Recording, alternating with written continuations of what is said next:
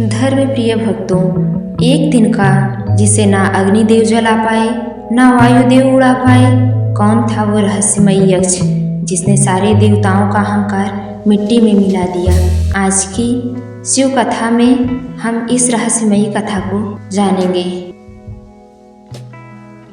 हे भक्तों, देवासुर संग्राम में भगवान शिव और माता शक्ति की कृपा से देवताओं ने असुरों को परास्त कर विजय प्राप्त कर लिया। विजय प्राप्त करने के कारण देवता बहुत ही प्रसन्न हुए, परंतु प्रसन्नता के कारण उनमें अहंकार भी आ गया और वे अपने अहंकार के कारण किसी को पहचान ना सके। और जब यह बात भगवान भोलेनाथ को पता चली तो भगवान भोलेनाथ ने एक लीला रची।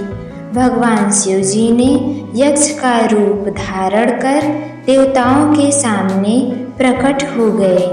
यक्ष को देखकर इंद्रदेव ने उनके समक्ष अग्निदेव को भेजा। यक्ष ने अग्निदेव से पूछा, आप कौन हैं? तो अग्निदेव ने यक्ष को अपना परिचय अहंकार पूर्ण बताया। अग्निदेव ने अपना परिचय देते हुए वे अपने प्रताप और शक्ति सीमाओं का वर्णन करने लगे। तब यक्ष ने उनके समक्ष एक तिनका रख दिया और यक्ष बोले कि इस तिनके को अगर जला सकते हो तो जला कर दिखाओ। यक्ष के कहने पर अग्निदेव ने तुरंत ही तिनके को जलाना चाहा, परंतु बहुत प्रयास करने के बाद भी वे विफल हो गए और लज्जित होकर वापस लौट गए। हे भक्तों, अग्निदेव के बाद फिर वायुदेव आए। यक्ष ने उनसे भी उनका परिचय पूछा तो वायुदेव ने भी अहंकार भरी बातों में अपना परिचय दिया और वायुदेव बोले कि मैं पूरे ब्रह्मांड को धूल की तरह उड़ा सकता हूँ। फिर यक्ष ने उनके भी समक्ष तिनका रख दिया और बोले, अगर इस तिनके को उड़ा सकते हो तो उड़ा कर दिखाओ। भक्तों,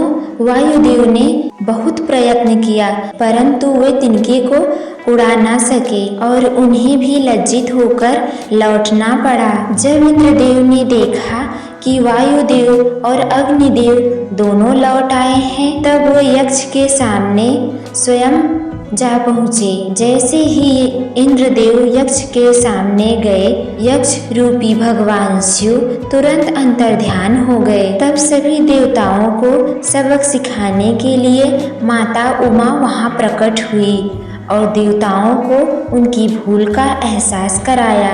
सभी देवताओं ने मिलकर भगवान शिव और माता पार्वती से क्षमा मांगी और उनकी बहुत प्रकार से विनती की।